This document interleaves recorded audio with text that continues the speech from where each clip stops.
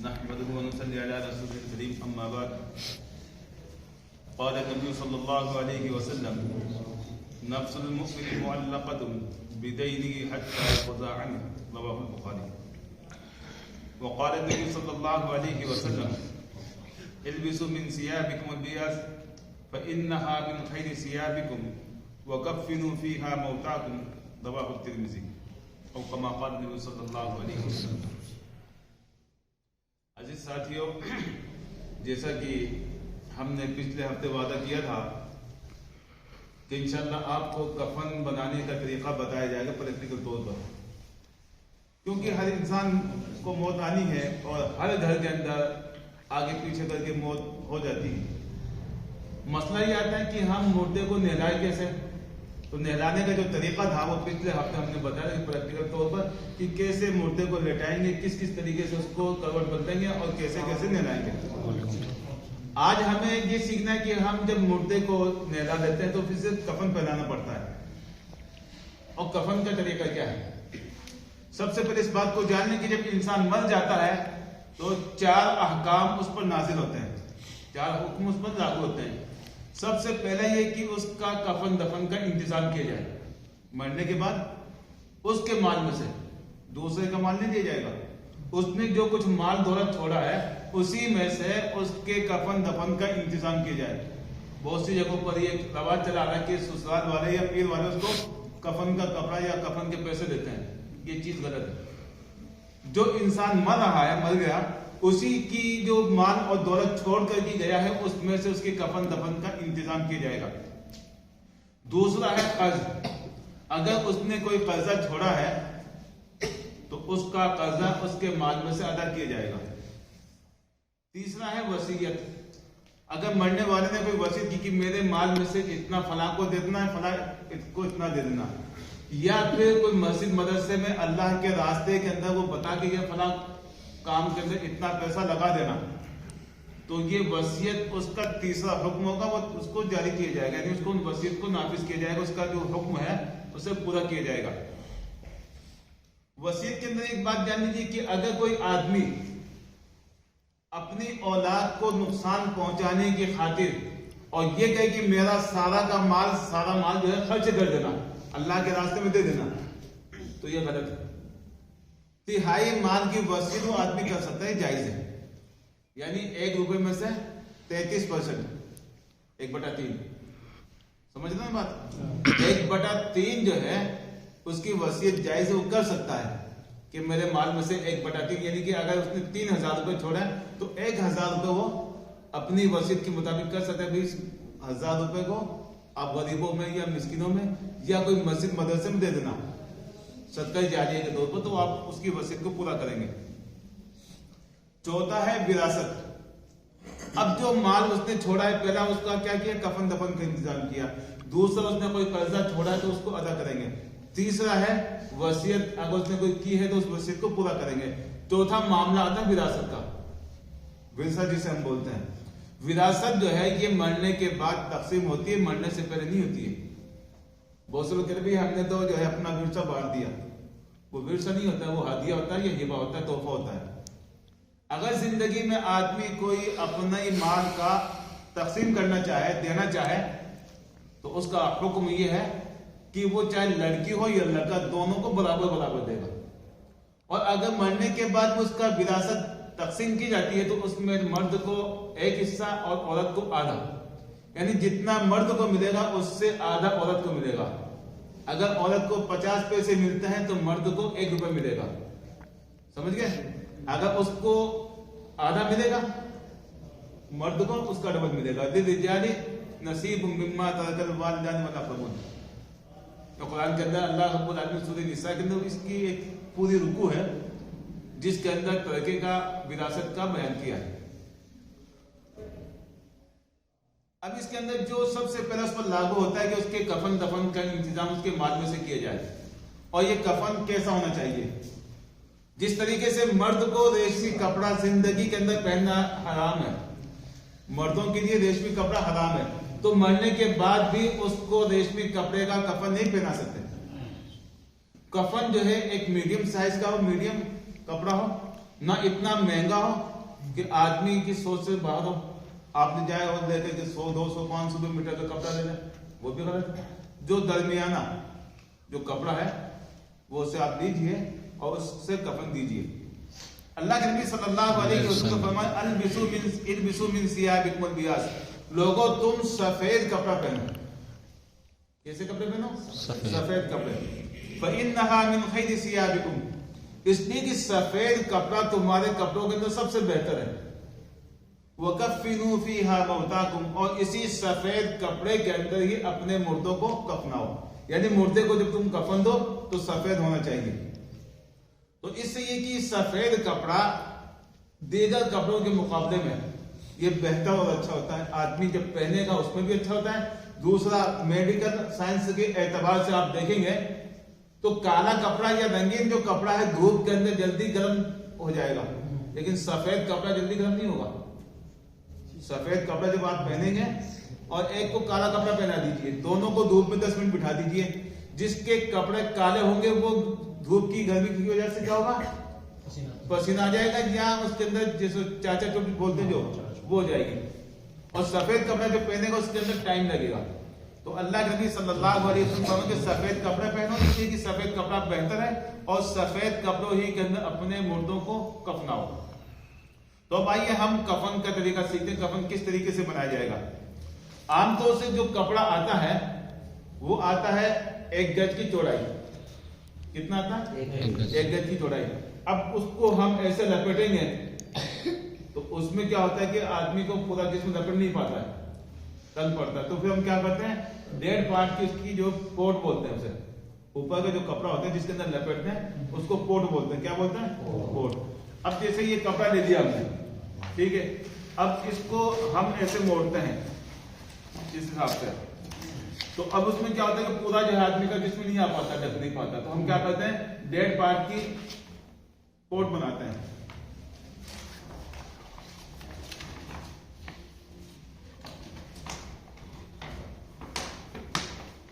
जब भी किसी का इंतकाल हो जाता है तो लोग इंतजार करते हैं कि भाई कोई कपड़ा बनाने वाला है तो वो कपड़ा बनाएगा, कोई कपड़ा बनाने वाला है उसको बुलाओ, वो आएगा तो ही कपड़ा बनेगा।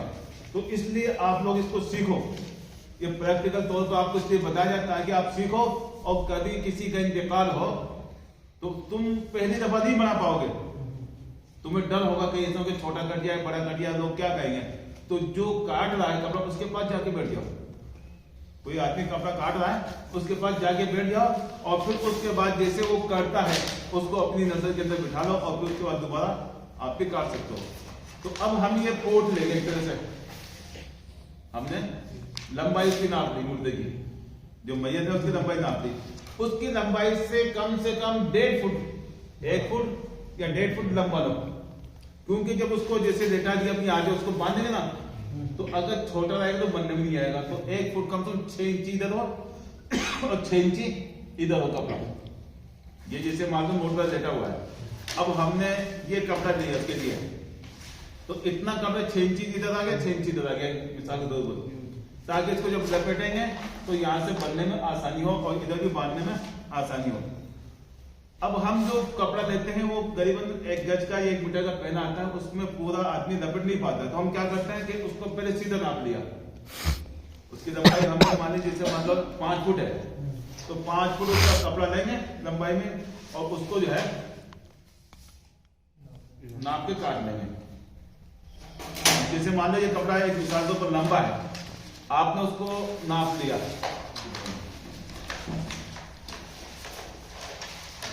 इसको आपने नाप लिया कि भाई यहाँ से यहाँ तक 5 मीटर हो गया, आप कैंची से इसको मारो और इसको फाड़ दो, ठीक है। अब चाहे तो आप कैंची से पूरा ऐसे भी कर सकते हो, या जो सूती कपड़ा जो आमतौर से मैयत के कफन में रखा जाता है उसको जरा सा कैंची से ऐसे कट मारोगे, उसको खींचोगे तो बराबर कट जाएगा। अब उसमें लंबाई की है, अब 1.5 पार्ट के हम बने तो क्या करेंगे, उसका जो है आधा करेंगे इसको,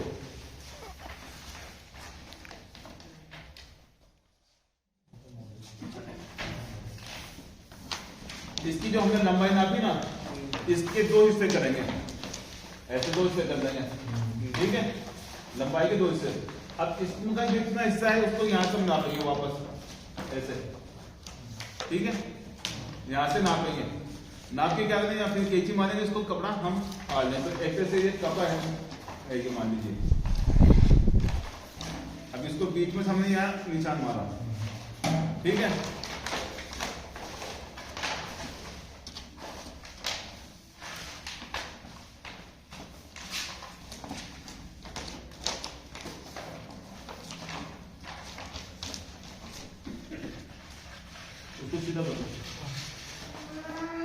ये हमने जो इसका कपड़ा आधा काट दिया, इसका आधे दे दिया ना। अब इसको हम 2 टुकड़ों में करेंगे, आधे को 2 टुकड़ों में इसको ऐसे दे देंगे, बीच में से काट लेंगे। ये आधा हो गया ना इसका लंबाई का, तो इसको हमने ऐसे काट दिया, मान लीजिए यार बीच में से काटेंगे, बीच में से काट के फिर यहाँ सिलाई कर देंगे।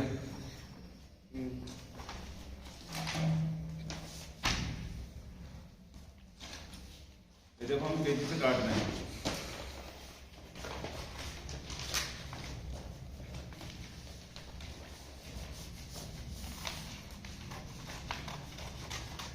काट लेना। अब इसको ऐसे सीधा करेंगे, यहाँ बीच में हम सिलाई कर देंगे। तो सिलाई की मशीन तो यहाँ नहीं सीधा करते, तो हम इसको टेप मार देते हैं जैसे। ये समझो कि हमने सिलाई कर दी।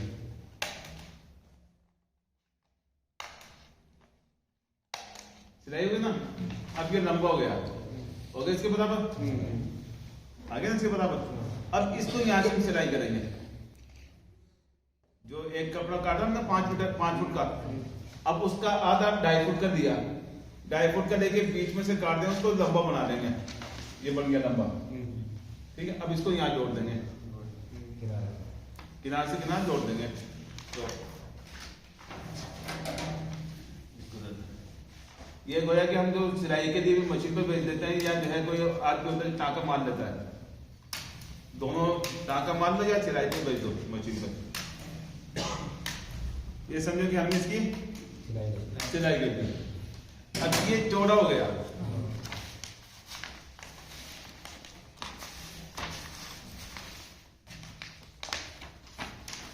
थोड़ा।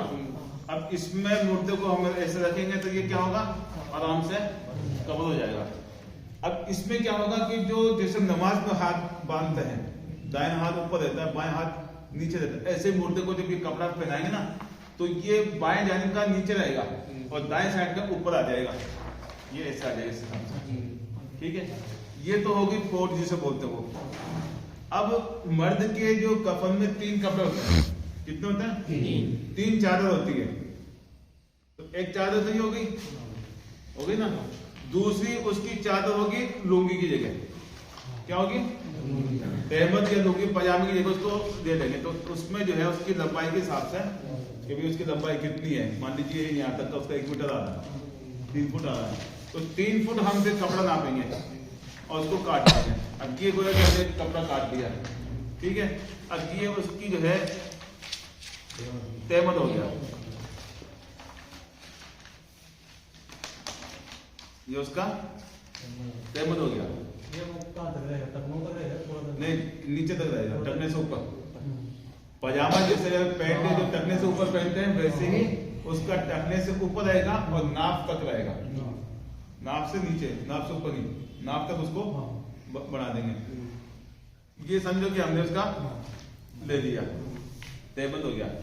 अब इसमें अल्लाह नबी सल्लल्लाहु अलैहि वसल्लम को जो कफन दिया गया, 3 चादरों के अंदर आपको कफन दिया गया। कितने कपड़े पहनाए गए थे आपको? 3 कपड़े। तो एक तो कोट हो गई जो ऊपर से लपेटते हैं, दूसरा एक हो गया तहमद, तीसरा उसका कमीज की जगह जो काम करेगा। तो अब अगर एक चादर हो, या तो चादर ले दो 1.5 मीटर करीब, ताकि उसमें उसको लिपटा दें, या फिर कमीज की तरीके से अगर बनाना चाहे तो कमीज भी आप बनाए। अब जैसे ये कपड़ा है, ये कपड़ा हमारे पास में, अब उसकी लंबाई के हिसाब से हम कपड़ा लेंगे जो घुटनों से ऊपर को, घुटनों तक उसका कपड़ा आ जाए, और पीछे का जो है कमर तक वो कम से कम आ जाए, ताकि कंधे वगैरह उसके पूरे ढक जाए, सामने का ढक जाए, पीछे का ढक जाए। तो नीचे का जो हिस्सा था हमारा, ये तो हमने जो तहमद बांधा उसमें हो गया ना।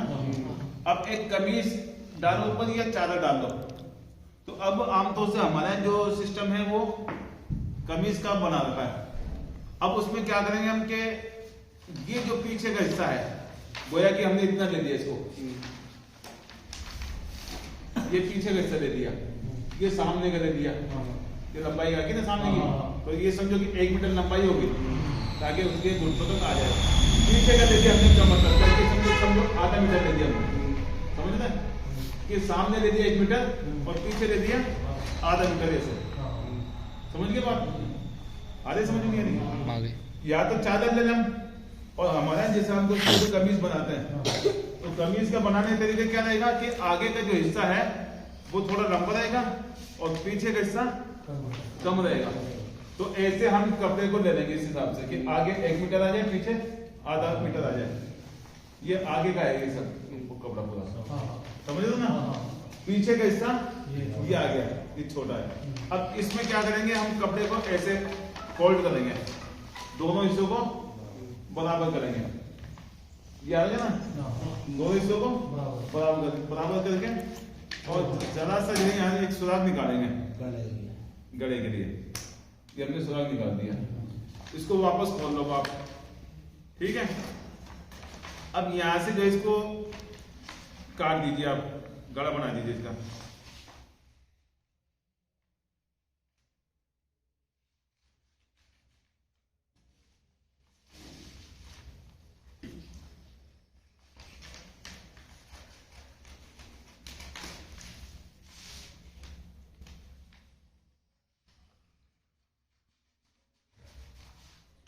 इसको बीच में से काटने से क्या होगा, दोनों साइड में बराबर आ जाएगा। वैसे लेंगे तो किसी साइड में कम भी आ सकता है, ज्यादा भी आ सकता है। उसको ऐसे फोल्ड करो, बीच में सुराख निकालो और फिर कैंची दे करके सीधा ले लो उसका, ये गला जैसा मारिए ना जैसे। अब चूंकि मुर्दे को हम कमीज आस्तीन तो उसमें रहेगी नहीं और उसका हाथ भी ऊपर नीचे नहीं कर सकते, इसलिए वैसे ही इसको करेंगे। तो क्या करें, साइड में जो है ना इधर ये कट मार देंगे यहाँ पे, ठीक है? ये कट मार दिया हमने, तो ये समझो कि इसका एक गला हो गया। क्या हो गया? गला हो गया। अब उसको जब पहनाएंगे ना, तो जैसे मान लो ये हाथ है मुर्दे, उसको ऐसे करेंगे, ठीक है?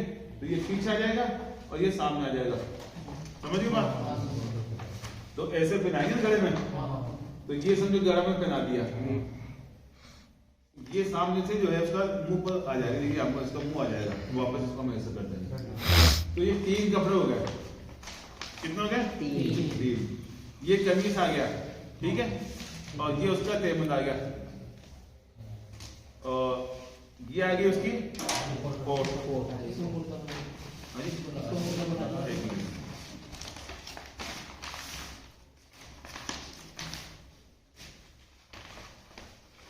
अब कमीज उसका रहेगा ना, इस साइड में कपड़ा है जो उसको हम मोड़ करके उसके नीचे दबा देंगे।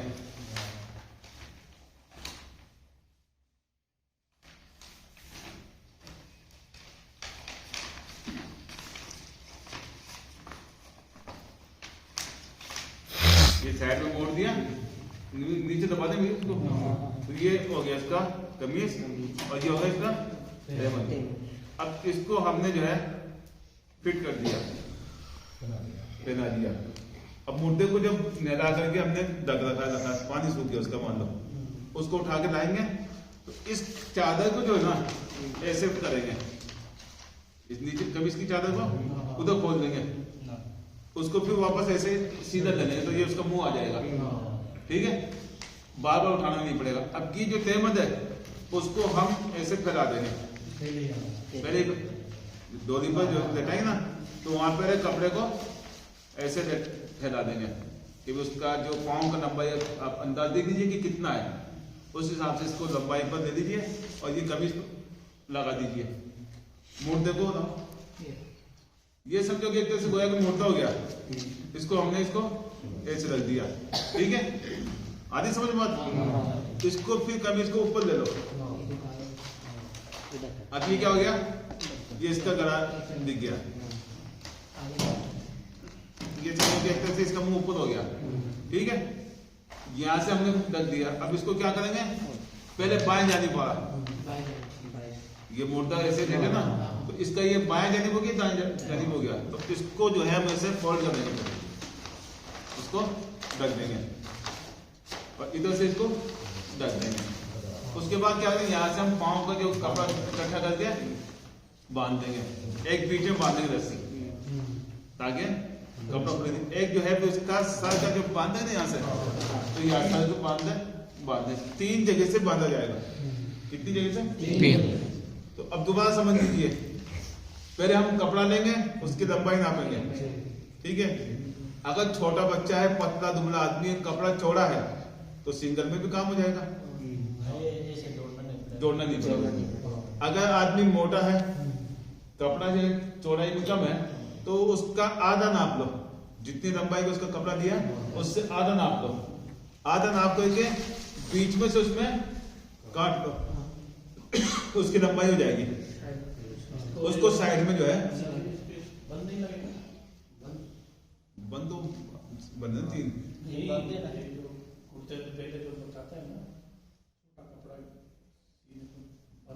वो औरत के लिए। अभी हम पहले मर्द को बता रहे हैं, मर्द के लिए 3 कपड़े और औरत के लिए 5 कपड़े। तो 3 कपड़े तो ये मर्द के लिए ही, औरत के लिए होंगे, समझ गए। तो हम सिंगल कपड़ा लेंगे, उसका आधा लेंगे, उसको बीच में से काट करके लंबा कर देंगे और 1.5 पार्ट, यानी एक तो ये पूरा हो गया और उसका आधा और लेंगे, 1.5 पार्ट कर देंगे। तो उसकी सिलाई हो गई। चाहे तो आप हाथ से टांका मार लो या मशीन से टांके दिलवा लो, सिलाई इसी में होगी। और भी क्या है कि इसको चौड़ाई कम है, इसलिए इसकी सिलाई जरूरी नहीं है, सिर्फ आप जो है वैसे वैसे भी आप सिलाई कर सकते हैं। वो लुंगी टाइप में चादर होती है, का मतलब कपड़ा जो कम है ना, उसको चौड़ा करने के लिए मिलाया मतलब चौड़ाई मिलाया। देखो ये देखो, ये कपड़ा है, ये क्या है? कपड़ा है। अब करो ना, इस पर हम जो है अगर वो करते हैं, ठीक है, तो ये नहीं आएगा ना दोनों साइड में।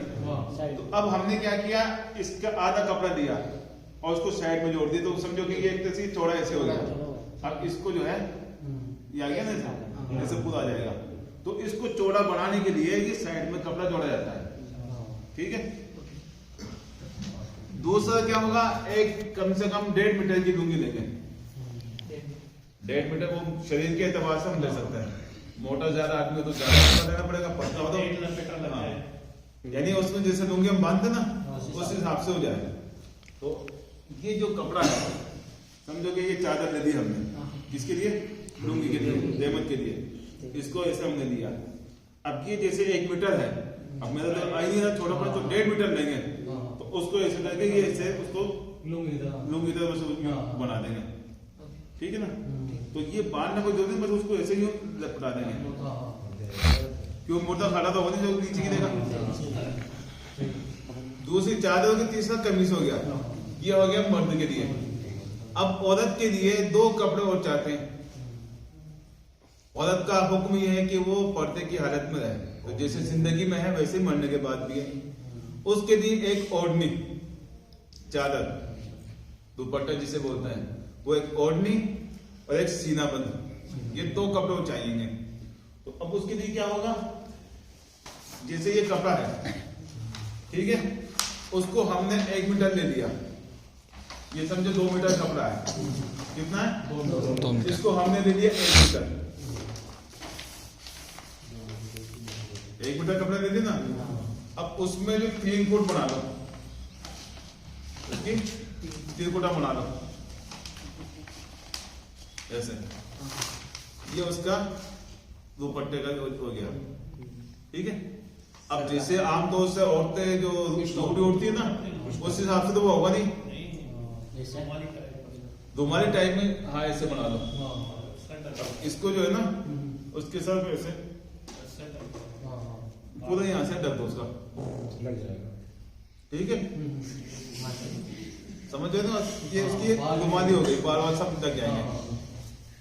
औरत को नहलाने के बाद में उसकी चुटियां बना देंगे वापस, नहलाने टाइम में उसके बाल खोले जाएंगे औरत के, और जब नहलाने के बाद हम तैयार हो गए फिर वापस उसकी चोटी गूंथ देंगे और पीछे डाल देंगे वो, ठीक है।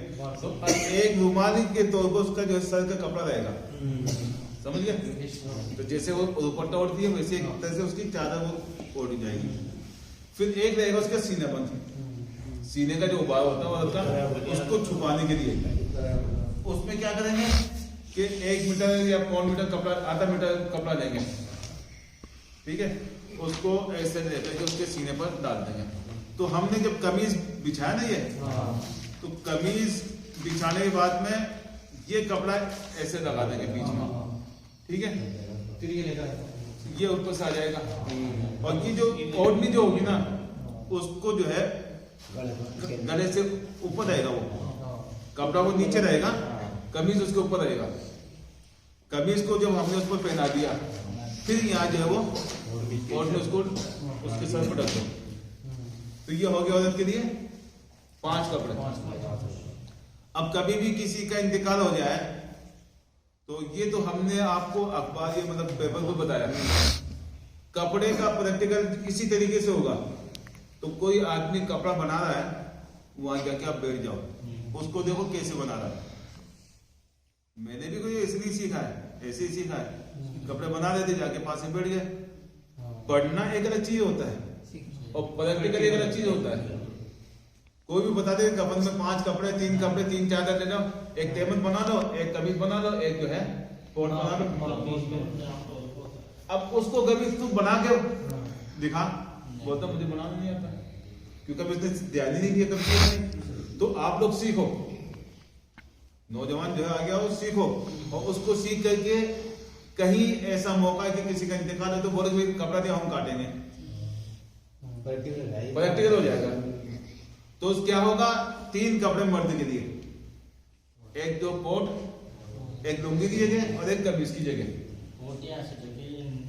कोट उसको बोलते हैं जो ऊपर से कपड़ा ढका जाता है, कोट तो बाहर तक रहेगा।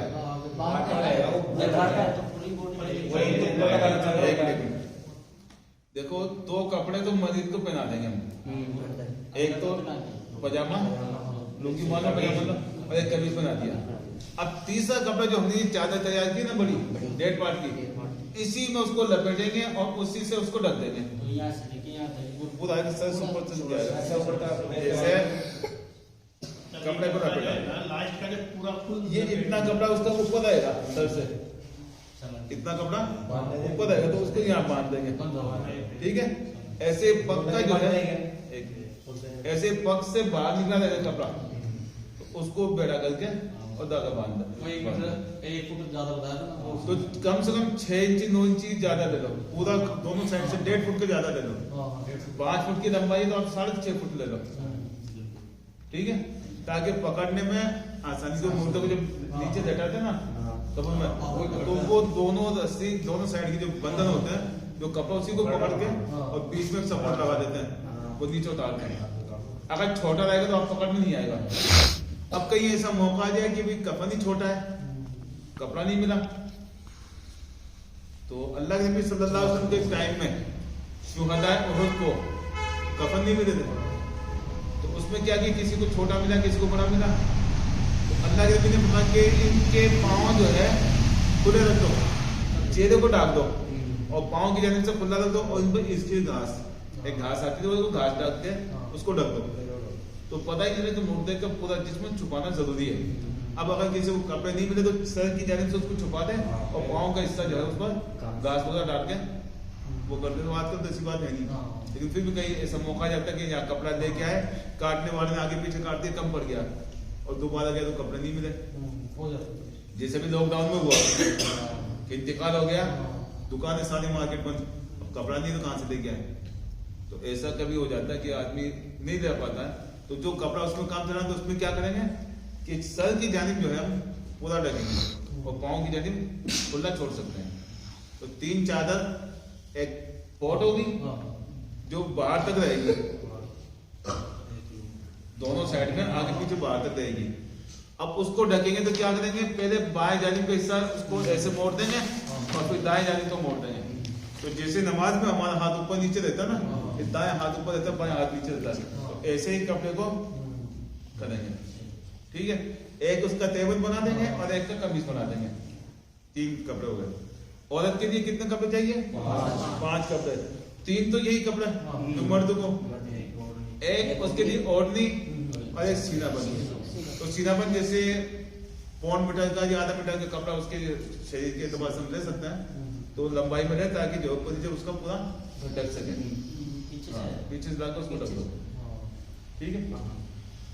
तो ये था मैयत के कफन का तरीका। अब उसको पहनाओगे कैसे?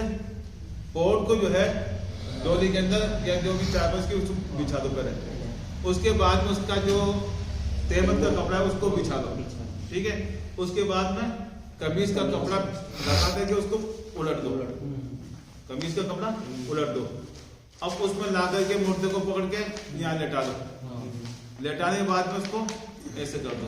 अगर औरत है तो उसका सीनाबंद जो है बीच में यहाँ रख दो, ठीक है। उसका रख करके फिर उसका जो है इसको लेटा दिया औरत को, ये सीनाबंद उसको डाल दिया और फिर उसको जो है ऐसा कर दिया, ऊपर से जो ओढ़नी उसके लगा दी। तो ये 5 कपड़े हो गए। अगर किसी को नहीं समझ में आया तो पूछ सकता है। जैसे कि मोबाइलों में भी आता है ये, जी डालो जी। मोबाइल देखिए जो मोबाइल है इसमें भी इसमें सीखने सिखाने में बहुत कुछ है, सीखने सिखाने में बहुत कुछ है, लेकिन इसका इस्तेमाल जैसा करोगे वैसा हो जाएगा। बहुत से लोग इसको अच्छाई के लिए इस्तेमाल करते हैं, वो अच्छी चीजें सीखते हैं।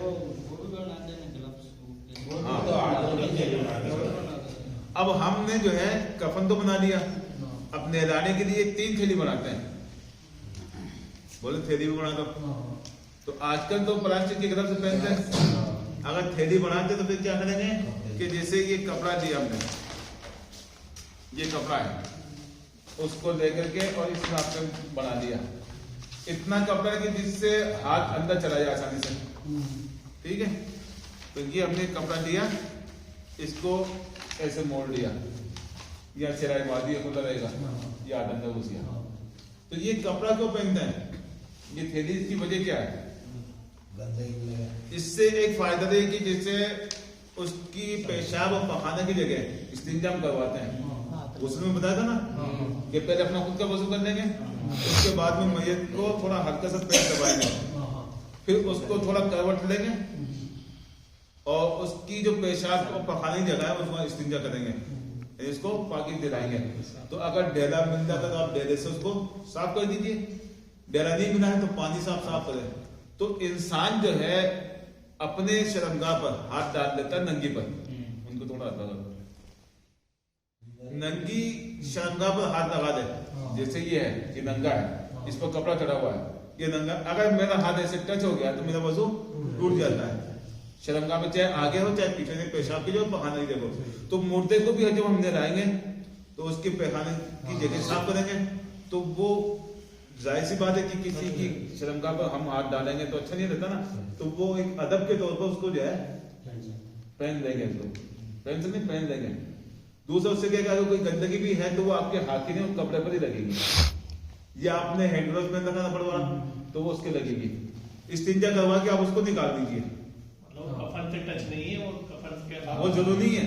वो चाहो तो आप दबड़ का और दूसरे पहन सकते हैं, फिर उसको आप निकाल के दूसरी दीजिए, उसको पहन लो और उसको जो है अब उससे क्या होगा कि अगर कोई खुदा ना खास उसको कोई ऐसी बीमारी थी, कीटाणु वगैरह होते हैं तो वो आपके नहीं लगेंगे, उससे फायदा भी है। तो आप हैंडवर्स पहने या थैली पहने, थैली बनाए 3 बनाएंगे, तो एक तो इस्तिंजा कराते टाइम उसको फेंक दें, फिर दूसरी जो है उसको हम नहलाएंगे, चलो फिर तीसरी एक और फिर यूज कर सकते हैं, चाहे तो 2 भी यूज कर 3 भी यूज कर सकते हैं।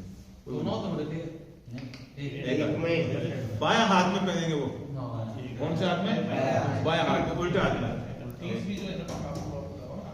बायां हाथ से उसकी गंदगी साफ करेंगे, उसको इस्तिंजा दिलाएंगे, उसको निकाल देंगे, फिर दूसरी पहन लो, उसको नहला दो। अब नहलाने के बाद में कपूर जैसे होता ना, कपूर, तो उसके जो जॉइंट होते हैं, ये जॉइंट, ये हड्डियों के जॉइंट, वहां पे इसको लगाते हैं। बहुत सी जगह इत्र वगैरह भी खूब लगा देते हैं, तो खुशबू से लगाई जा सकती है मुर्दे को नहलाने के बाद में कपूर लगा दो, या कोई खुशबू हो तो खुशबू लगा दो। कपूर सुना था। कपूर जो है उससे कोई ऐसी मतलब अल्लाह की तरफ से उसके अंदर तासीर है कि वो जो हड्डियों को गला देता है, सुनने में ही आया, जॉइंट उससे खुल जाते हैं, तो वो कपूर वगैरह जो इस्तेमाल करते हैं। मेन हमें कफन का है, कफन कैसे पहनाना है और कैसे काटना है, कैसे बनाना है, ये चीजें जरूरी है। अगर आज समझ नहीं है तो हम फिर इसको दोबारा भी बता सकते हैं, ठीक है। और आपने जैसे इन्होंने रिकॉर्ड किया है कि यूट्यूब पर आप जाएंगे तो मैयत को कफन का तरीका, तो वो जिस पर आपको मिल सकता है वहां भी आप देख सकते हैं और इसको सीखो। और अभी किसी का जैसे इंतकाल हो जाए तो वहां जाके बैठ जाओ, उसके घर पे जाके बैठ जाओ, फिर कोई ना कोई आदमी आएगा कपड़ा बनाने के लिए, तो कपड़ा लेकर उस टाइम बैठ जाओ, साथ में उसको देखो कैसे। हाँ, तो अल्लाह से दुआ कीजिए अल्लाह हमें जो नेक काम है उन कामों की करने की तौफीक अता फरमाए। और कफन का जो तरीका हमने सीखा है इसको अपने ज़हन दिमाग के अंदर अल्लाह हमें बिठाने की तौफीक अता फरमाए। ये था उसका मैयत के कफन बनाने और उसको पहनाने का तरीका, ठीक है। अब अगर कोई सवाल करना चाहे तो पूछ सकता है। मेरा एक सवाल है जी अगर औरत जैसे प्रेग्नेंट हो जी। और उनका इंतकाल हो जाता है तो उसका कुछ अलग तरीका है? देखो तरीका तो कफन का है, गुस्ल का, कफन का। कफन का वही तरीका है जो सिंगल में है। अब अगर हामिला है, प्रेग्नेंट है, उसमें कोई वो नहीं है। हाँ, अगर औरत जैसे इंतकाल हो गया और औरत हो या मर्द हो या कोई डॉक्टर उसको महसूस हो कि बच्चा जो है इसके अंदर भी जिंदा है, तो ऑपरेशन वगैरह से भी उसको जो है निकाल सकते हैं। और जब पता चलेगा कि बच्चे के अंदर धड़कन नहीं है, खत्म हो चुका है, क्योंकि जब बच्चा माँ खत्म होगी तो बच्चा ऑटोमेटिक खत्म हो जाएगा, क्योंकि माँ जो ऑक्सीजन लेती है वही ऑक्सीजन बच्चे को जाता है। माँ जो खाती पीती होगी जो उसका रस जो है पेट में जाता है, तो उसका जो तरीका अलग नहीं है, जो आम औरत के लिए है वही प्रेग्नेंट के लिए भी है। जी और कोई सवाल पूछना चाहो मुझको? सिलाई का इसी को ये दिमाग में आता है। हाँ, इस पर और कैसे ये सिलाई भी जरूरी नहीं है। अगर कपड़ा चौड़ा मिल जाए, छोटा मतलब जैसे पैंट का कपड़ा आता है, पैंट का कपड़ा आता ना, 1:20 में तुम पैंट सिलवा देते हो, सिलते नहीं सिलते 1:20 में। और पजामे का हम कपड़ा लेते हैं 2 मीटर 2.25 मीटर लेते हैं, क्यों लेते हैं? उसका पहले और उसका चौड़ा आता है। तो चौड़े कपड़े में हम एक ही में पूरा डाल देंगे, तो वहाँ सिलाई की जरूरत नहीं है। सिलाई की जरूरत कब पड़ती है कि कपड़ा चौड़ाई में कम हो और आदमी का शरीर मोटा हो या बड़ा हो, और नाप के हिसाब से वो है, तो उसमें सिर्फ इसी कपड़े पर जो है सिलाई होगी। कुछ ज्यादा जो ऊपर से बनाएंगे ना, ज्यादा ऊपर के लिए नहीं देख सकते, मैं बोल रहा हूँ नहीं देख सकते। जिस कपड़े में गुस्ल देते हो कपड़ा हटाना है उसको। हाँ, उसको जो मोटे को इस पर घटा देंगे ना, तो उस टाइम पर इस हिसाब से उसको निकालते जाएंगे और दूसरा कपड़ा पर ढक देंगे। नंगा नहीं करेंगे उसको, यानी बिल्कुल नंगा नहीं करेंगे। उसकी शर्मगाह जो है देखनी नहीं है। जैसे जिंदगी के अंदर किसी को किसी की शर्मगाह देखना मना है। अब आप बैठो और देखे कि लेटिंग की भी करा, वो भी करा, वो भी जगह बैठ जाते ना जंगलों में, तो गलत है तरीका।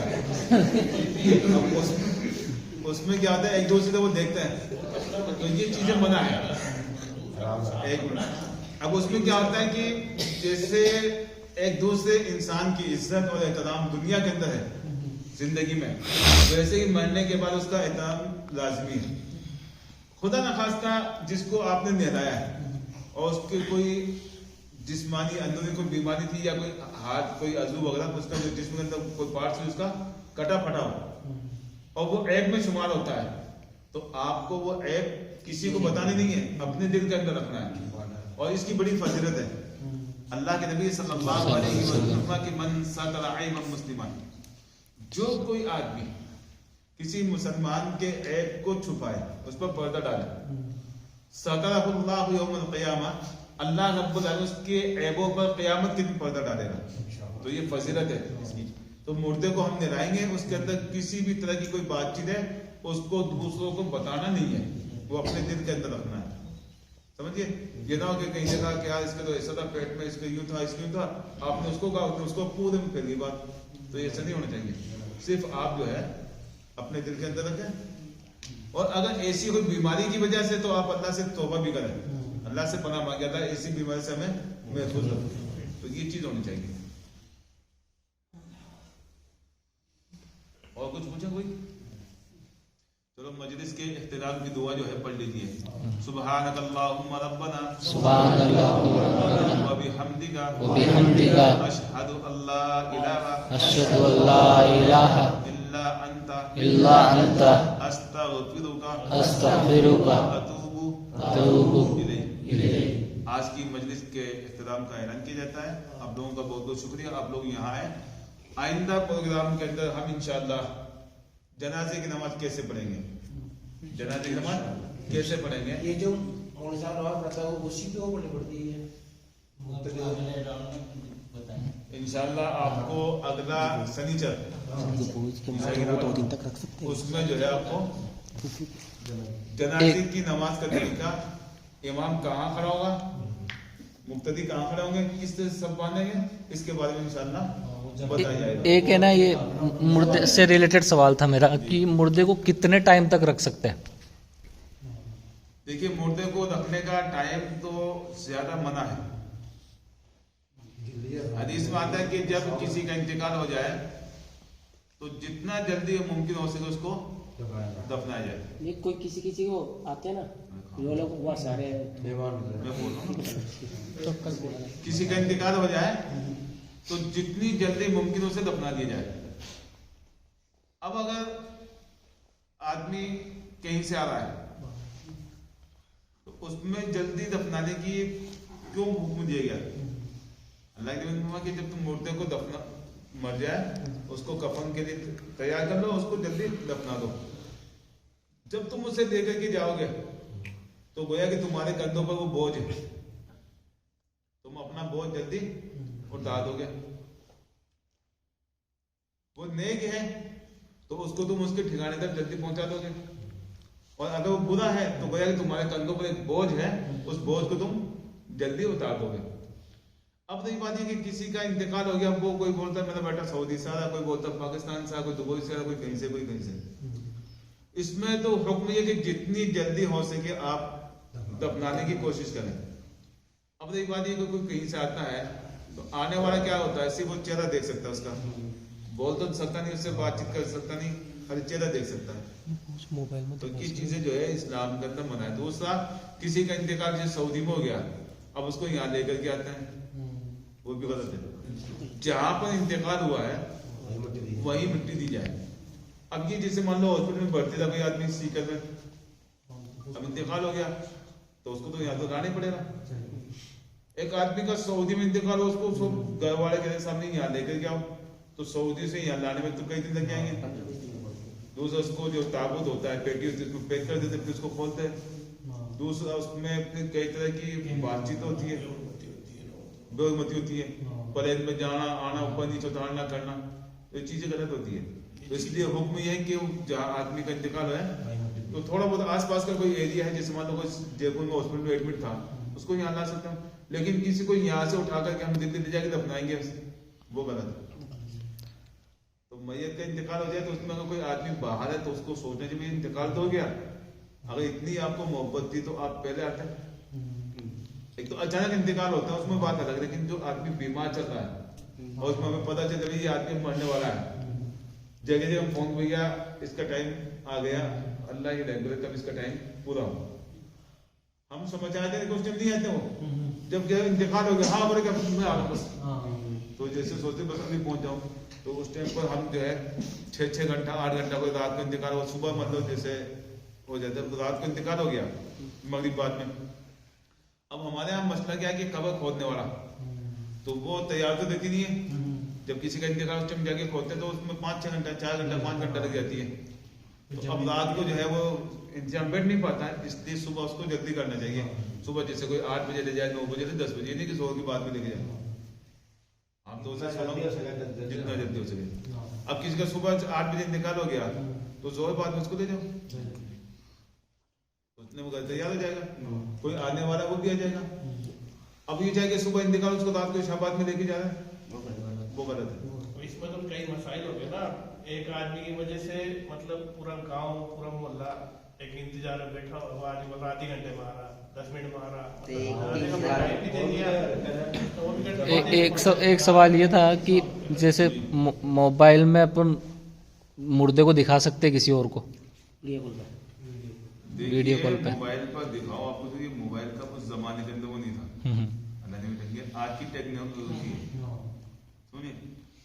तो आप सिर्फ दिखा सकते हैं, लेकिन आप जाके उसकी वीडियो बनाएं और वीडियो बना के महफूज रखें, वो चीज गलत है।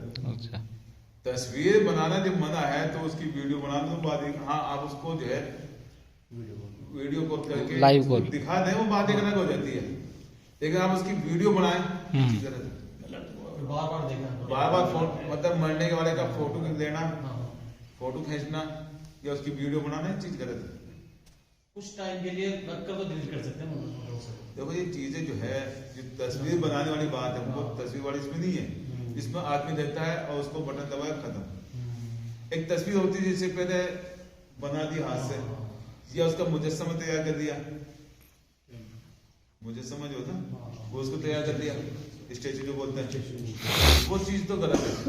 अब ये कि मोबाइल आजकल ये टेक्नोलॉजी, इसमें आदमी ने दिखाया बैठे हुए सऊदी में और यहाँ उसको दिखाया तो दिखा। अब ये नहीं कि पूरा उसको प्रोग्राम में आप दिखा दो, क्या फायदा उससे? आदमी जा रहा जनाजे में बात करता हो जा रहा, आधे के इतना ये फला जा रहा, ये फला जा रहा, ये फला जा रहा, इतनी दूर पहुंच गई है, उसके लिए दुआ करो, चला ठीक है इंशाल्लाह।